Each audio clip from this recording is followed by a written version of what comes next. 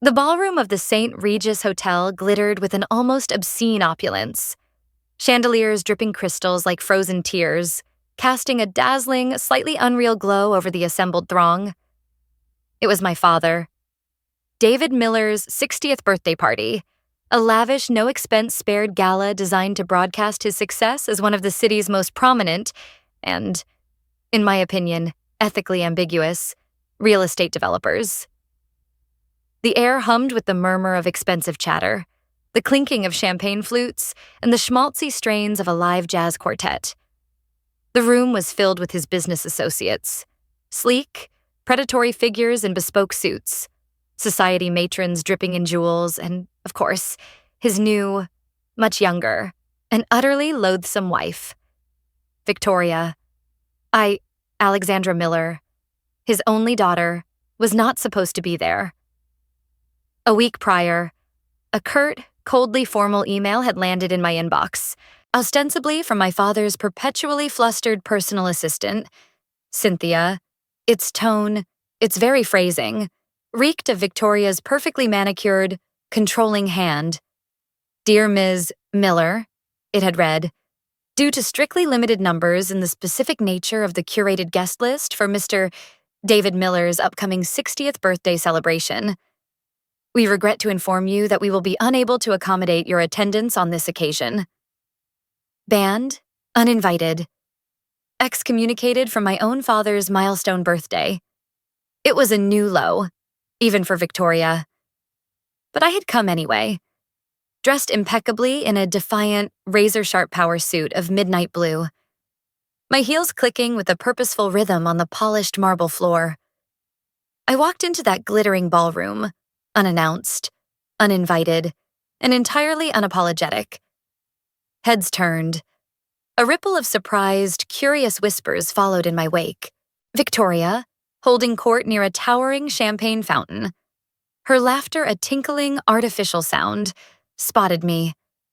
Her perfectly sculpted smile, the one that never quite reached her cold, calculating eyes, froze, then tightened into a venomous, almost reptilian glare. She disengaged herself from her circle of sycophants and glided towards me, a predator homing in on its prey. Her movements fluid, elegant, and utterly menacing. "Alexandra," she hissed, her voice a low, icy whisper that somehow managed to cut through the ambient noise of the party. "I believe you received an email. You're not welcome here. You need to leave. Now." I met her gaze coolly, refusing to be intimidated. "Victoria," I replied, my own voice calm, steady, betraying none of the turmoil churning inside me. "It's my father's birthday. A rather significant one, wouldn't you say? I wouldn't miss it for the world. And besides," I added, a hint of steel creeping into my tone, "I believe there are a few things he desperately needs to hear. Things you and your odious little partner in crime have been very, very careful to keep from him." Nearby, a portly, florid-faced man with a predatory, shark-like smile, Arthur Jenkins, my father's longtime business partner, a man I deeply, instinctively distrusted, a man whose ethics I considered non-existent, watched our little exchange with a keen, almost gleeful interest, a knowing smirk playing on his fleshy lips. He knew exactly what Victoria was capable of, and, I suspected, he was more than just a passive observer in her machinations. My relationship with my father, David Miller, had always been complicated, fractured. He was a man driven by a relentless, all-consuming ambition, a hunger for success, for wealth, for status, that often left little room for anything, or anyone, else. My childhood memories were filled with his absences, his preoccupied silences, the faint, lingering scent of expensive cologne and cigars marking his fleeting presence in our home. My mother, Susan, had been the warm, nurturing heart of our family, the constant, loving presence who had tried, with a quiet, desperate courage, to shield me from the fallout of my father's ruthless business practices and his increasingly frequent infidelities. Their divorce, when I was a volatile, bewildered teenager, had been bitter, acrimonious, and very public. It had ripped our family apart, leaving behind a landscape of raw wounds and unspoken resentments. My father, true to form, had married Victoria, a woman only a few years older than myself, a former model with an insatiable appetite for luxury and a deeply manipulative, almost sociopathic streak, with what I considered indecent haste. Barely a year after the divorce was finalized, Victoria, from the moment she'd acquired the Miller surname, had set about systematically, ruthlessly, isolating my father from his past, especially from me. She clearly saw me as a rival, a threat, not just from my father's sporadic, guilt-ridden attention, but, more importantly, for his considerable and growing wallet. And my father, besotted with his glamorous new wife, blinded by her youth and her practiced, cloying adoration, and pathetically eager to avoid conflict in his shiny new marriage, had gradually, almost imperceptibly at first, allowed himself to be distanced from me. Our phone calls became shorter, more perfunctory. His visits to my modest apartment, less frequent, more strained. He started parroting Victoria's insidious criticisms of me, that I was too judgmental, ungrateful, unnecessarily difficult, stuck in the past, not supportive enough of his new happiness. Each parroted phrase was another small, sharp knife to my heart. The final, undeniable straw had come about a year ago. I'd been trying to scrape together a down payment for a small, desperately needed condo, a tiny foothold in the city's insane real estate market. I'd reluctantly swallowed my pride and asked my father for a small loan, a fraction of what he probably spent on Victoria's weekly shopping sprees. He had, to my surprise and relief, initially agreed, a flicker of his old, pre-Victoria paternal warmth surfacing for a moment. But then, inevitably, Victoria had intervened. Suddenly, my father was reevaluating his current financial commitments. His tone apologetic but firm. The loan never materialized. Later that week, during a strained, obligatory family dinner at their palatial penthouse, I'd overheard Victoria cooing to him in the kitchen, her voice dripping with false concern. "She needs to learn to stand on her own 2 feet. David, darling, you can't keep bailing her out like this. It's not good for her character.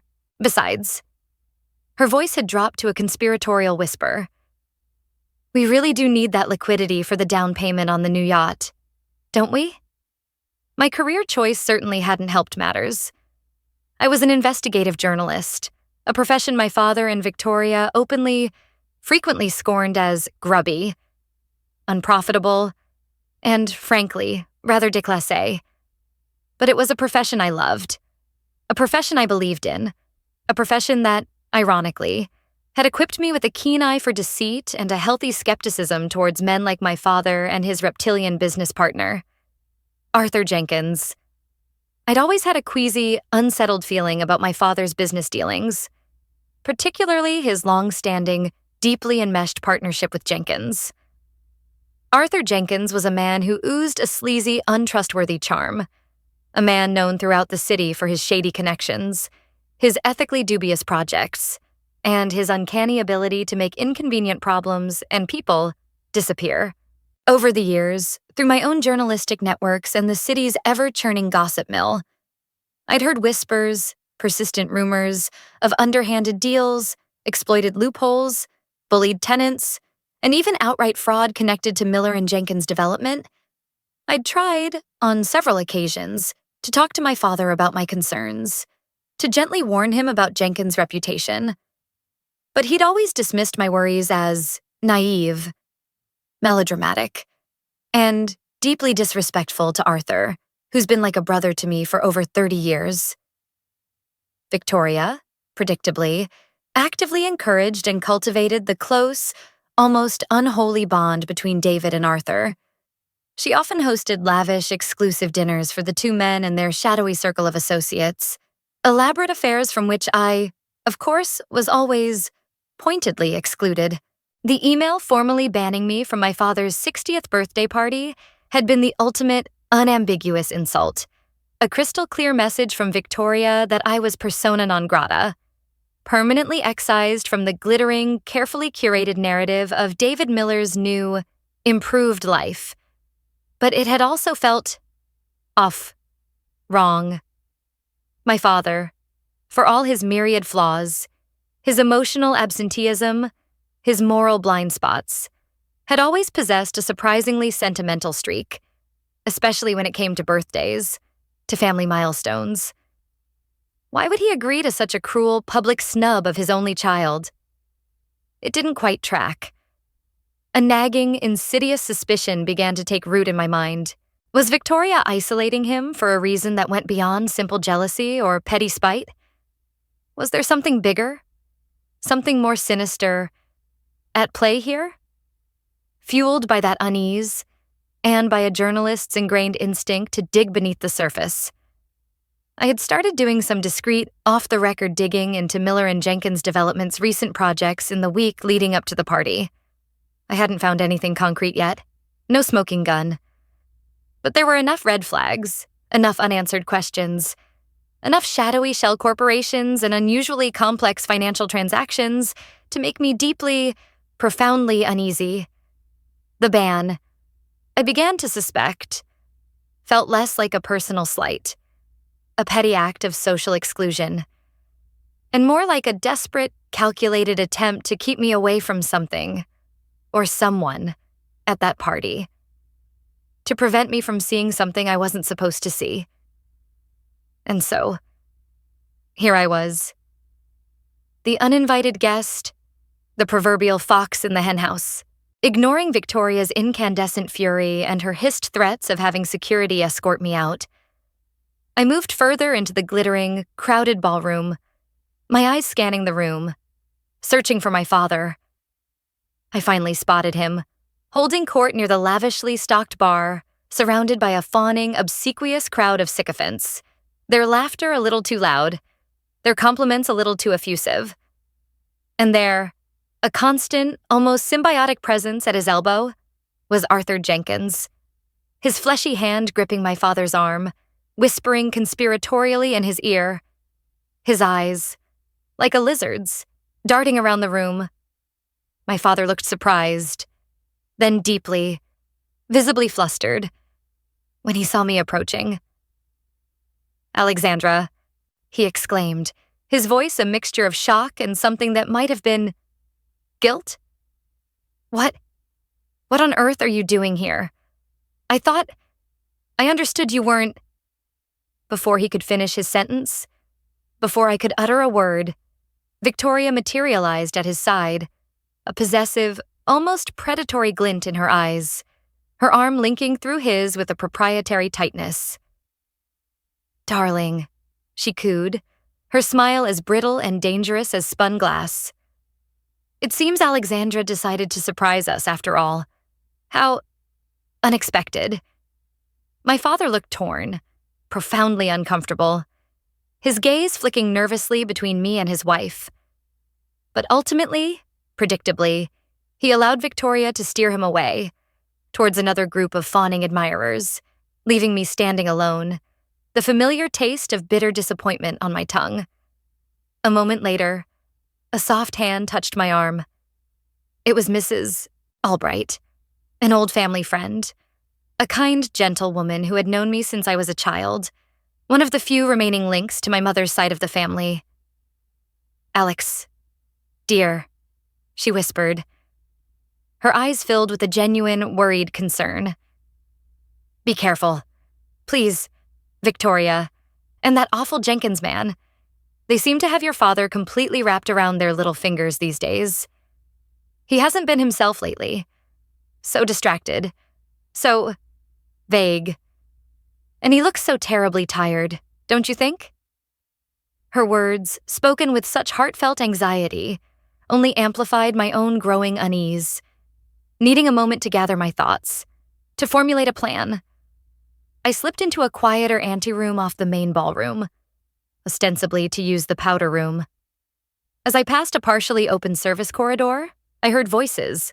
Hushed, urgent, conspiratorial.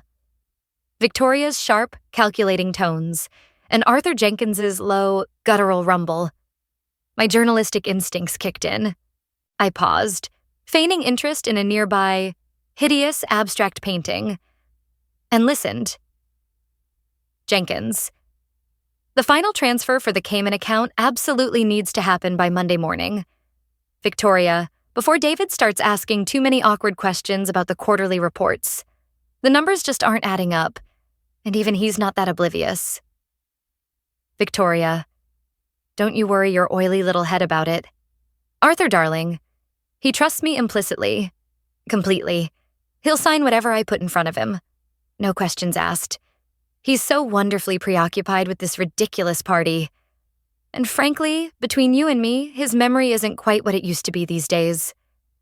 He barely even glanced at those revised power of attorney documents I had him sign last week. The ones giving me full, unrestricted control over his personal and business assets. Jenkins. Good. Excellent. Once the majority of the liquid assets are safely offshore and under our direct control, Miller and Jenkins' development will be, for all intents and purposes, effectively dissolved, an empty, bankrupt shell, and our dear friend David Miller will be left holding that empty shell, facing a mountain of debt and a legion of angry creditors, and his charming, perpetually inquisitive little daughter, he added, with a distinct, chilling sneer in his voice. Won't be able to poke her pretty little nose in where it most certainly doesn't belong.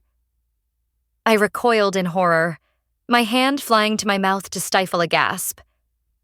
As I did, a harried-looking waiter rushed past the corridor entrance, accidentally bumping a stack of papers Jenkins had been holding precariously in one hand. One single sheet of paper fluttered silently to the floor, unnoticed by Jenkins or Victoria, who were now engrossed in a hushed, gloating discussion about their upcoming, well-deserved vacation in St. Bart's, my heart pounding a frantic tattoo against my ribs. I waited until they had moved further down the corridor, their voices fading, then quickly, stealthily, retrieved the fallen document. It was a bank transfer instruction for a massive sum, $10 million, to be wired to an offshore account in the Cayman Islands, held under a shadowy, anonymous shell corporation name I didn't recognize. And it was authorized by a signature that looked, at first glance, distressingly, sickeningly like my father's. But on closer inspection, there was a subtle, almost imperceptible tremor in the handwriting, a slight hesitation in the loops and swirls that wasn't usually there. And the transfer was dated for the coming Monday morning, this Monday, less than 48 hours away. I retreated to the opulent, marble-clad powder room, the damning piece of paper clutched tightly in my trembling hand, my mind reeling, struggling to process the enormity of their betrayal. This wasn't just about Victoria isolating me from my father out of petty jealousy or a desire to control his affections. This was a full-blown, audacious, multi-million-dollar conspiracy to defraud my father, to systematically strip him of his entire company, his life's work, everything he had built. And Victoria, the woman he doted on, the woman he had alienated his own daughter for, was in on it up to her perfectly manicured, diamond-encrusted eyebrows, in league with that venomous snake, Arthur Jenkins. The pieces of the puzzle clicked into place with a sickening, horrifying clarity. Victoria's systematic campaign to alienate David from anyone who might question her motives or her influence. Jenkins's constant, almost parasitic presence at my father's side. My father's recent, uncharacteristic distraction and tiredness that dear Mrs. Albright had so astutely observed. Were they drugging him? Subtly? Gradually? Or was he perhaps suffering from some early-onset cognitive decline that made him more susceptible to their insidious manipulation? The thought was terrifying. My earlier anger, my personal sense of hurt and rejection, solidified into a cold, sharp, diamond-hard fury. This wasn't just about a fractured father-daughter relationship anymore. This was about saving my father from utter ruin, from the vipers he had so blindly, so foolishly, welcomed into his own life, into his own bed. The investigative journalist in me, the part of me they so openly despised, kicked into high gear. I needed more than just this one piece of incriminating paper. I needed to confront them, publicly, decisively, before they could complete their audacious, devastating heist. Later that evening, after what felt like an eternity of forced smiles and stilted conversations, it was time for the main event. The official birthday toasts, Arthur Jenkins, all unctuous smiles and false, booming bonhomie, took the microphone, launching into a syrupy, utterly insincere tribute to his dearest friend, his most trusted partner, the incomparable David Miller. He painted a picture of a lifelong, loyal friendship, a partnership built on mutual respect and unwavering integrity. A portrayal so grotesquely at odds with the reality I had just uncovered that it made me physically nauseous. He raised his champagne flute high. So let us all raise our glasses. To David, a true visionary, a titan of industry, a loving husband, and a man who knows better than anyone how to build an empire. Just as the assembled guests were about to drink, to echo his toast, I, who had strategically positioned myself near the edge of the stage, stepped forward and, with a steady hand, took the spare microphone from its stand. Actually, Arthur. My voice rang out, clear, strong, and unexpectedly steady, cutting through the celebratory buzz like a shard of ice. Before we toast to empires, perhaps we should take a moment to discuss how they're really built, and more importantly, how they can be so easily, so treacherously, stolen. A shocked, almost unholy silence fell over the ballroom. David, who had been beaming with a mixture of pride and maudlin sentimentality, looked utterly stunned, his smile faltering. Victoria's face, just moments before wreathed in a triumphant, possessive grin, contorted into a mask of incandescent fury. Jenkins's practiced smile froze, a predatory, dangerous glint appearing in his small, piggy eyes. For years, Arthur, I continued, my voice unwavering, my gaze fixed on his increasingly florid face. You've been my father's most trusted partner, his brother, as he so often and so misguidedly called you. But what kind of brother? Arthur, systematically, cold-bloodedly plots to defraud his partner, to siphon off company assets into secret, untraceable offshore accounts, leaving him with nothing but debt and ruin? I held up the bank transfer document, the paper trembling almost imperceptibly in my hand. I believe this might look rather familiar to you, Arthur, and to you, too, Victoria. It's an instruction for the transfer of a rather substantial sum, $10 million, to be exact, to a shadowy shell corporation in the Cayman Islands. A transfer that is, I believe, scheduled to take place this coming Monday morning, authorized, apparently, by my father's signature. A signature I strongly suspect was obtained under duress, or perhaps through clever manipulation, or even outright forgery. Perhaps when his memory wasn't quite what it used to be. As you so callously, so conveniently, put it earlier this evening, Victoria? My voice ringing with a righteous, long-suppressed anger, I recounted, in clear, damning detail, the conversation I had overheard between them in the service corridor, their callous plot to dissolve Miller and Jenkins' development, to strip my father of his assets, and to leave him destitute, a broken man, Jenkins. His face, now a mottled shade of purple, began to bluster, his voice loud, aggressive. This is an absolute outrage, slander, defamation. This young woman is clearly unstable, deeply disturbed, desperately seeking attention. David, are you actually going to stand there and allow your own daughter to make these wild, unsubstantiated, delusional accusations against your oldest friend, your most loyal partner? Victoria, rushing to Jenkins's defense, her voice shrill, hysterical, chimed in. She's always been jealous. David, always. Jealous of our happiness, jealous of your success. Always trying to cause trouble, to undermine us. This is just another one of her vindictive, pathetic little schemes to try and discredit us, to try and turn you against me.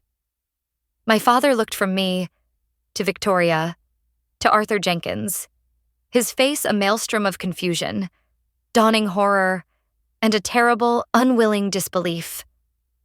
Alex, Victoria, Arthur, what is all this? He stammered, his voice hoarse, bewildered. Can any of this possibly be true? Actually, Dad, I said, my voice softening almost imperceptibly as I looked at his stricken, anguished face. It's not just my word against theirs. It seems I'm not the only one who's had concerns about Mr. Jenkins and your devoted wife. Just an hour ago, after I privately confronted Arthur and Victoria with some of what I knew, a calculated bluff, but a necessary one, I received an anonymous email from someone within Miller and Jenkins' development, someone with a conscience. It seems someone who clearly couldn't stand by and watch you be destroyed. With a few quick taps on my phone, I connected it to the large projection screen behind the stage, the screen that had, just moments before, been displaying a saccharine, endlessly looping slideshow of my father's carefully curated life achievements. The email, stark and damning in black and white, filled the screen. It detailed, with chilling precision, a systematic 18-month pattern of fraudulent invoicing, the creation of dummy corporations, and the methodical stripping of company assets, all orchestrated, the email alleged, by Arthur Jenkins, with Victoria Miller's active, enthusiastic, and financially incentivized complicity. It even included scanned copies of several highly incriminating internal memos, apparently bearing Jenkins's signature, and examples of forged signatures, purportedly my father's on key financial documents. The sender, Dad, I said, my voice gentle now, filled with a sorrow I couldn't quite suppress. Says they simply couldn't stand by and watch you be systematically dismantled, professionally and personally, by the two people in this world you trusted most. The ballroom was in an absolute uproar. Business associates were whispering furiously amongst themselves, their faces masks of shock and dawning suspicion as they looked towards Jenkins. Society figures were exchanging scandalized glances. The jazz quartet had, mercifully, fallen silent. Jenkins was sputtering, his face contorted with a mixture of rage and pure, unadulterated panic. Lies, all lies, vicious fabrications. That email is a complete forgery, a setup. But his bluster lacked conviction, his denials sounding hollow even to his own ears. The evidence, displayed in damning detail for all to see, was simply too compelling, too specific, too overwhelming. Victoria, her face ashen, her eyes wide with terror, was desperately, frantically trying to placate my father, who was now looking at her with a cold, dawning comprehension, a look of utter, devastating betrayal. David, darling, please, she sobbed, clutching at his arm, her voice cracking with feigned distress. Don't listen to her. It's not true. None of it. I love you. You know I love you. Slowly, deliberately. My father removed Victoria's clutching hand from his arm, his expression unreadable. He turned then, his gaze, filled with a terrible, quiet pain, settling on Arthur Jenkins, his oldest friend, his business partner of over 3 decades, the man he had trusted like a brother. His voice, when he finally spoke, was low, hoarse, almost a whisper, yet it carried the weight of a lifetime of shattered illusions. Arthur, he said, his voice breaking. After all these years, all we've been through together, how could you? Why? Arthur Jenkins opened his mouth to reply, to offer some desperate defense, some last-ditch denial, some pathetic excuse. But no words came. He just stared, his jaw working convulsively, his face pale and sweaty, his eyes darting around the room like a trapped animal. For the first time in his notoriously slick, silver-tongued, manipulative life, Arthur Jenkins was utterly, completely, irrevocably speechless. I had done exactly what I had set out to do. I had silenced the snake. Security, summoned discreetly by a concerned hotel manager who had witnessed the unfolding drama, materialized at the edges of the ballroom. The police, alerted by a trusted contact at the local precinct whom I, anticipating potential trouble, had discreetly put on standby earlier that evening, arrived shortly thereafter. Arthur Jenkins and Victoria Miller were politely but firmly detained for questioning. The incriminating bank transfer document, the damning anonymous whistleblower's email with its attached evidence, and my own sworn testimony provided more than enough probable cause for their immediate arrest on charges of conspiracy, fraud, and embezzlement. The Miller and Jenkins empire didn't collapse entirely, but it underwent a seismic, transformative upheaval in the weeks and months that followed. My father, shocked to his core, profoundly betrayed, but finally, blessedly, seeing clearly for the first time in years, cooperated fully and unreservedly with the authorities. He initiated immediate, messy annulment proceedings against Victoria and launched a series of aggressive, complex legal actions against Arthur Jenkins, determined to reclaim what had been stolen, or at least, what was left of it.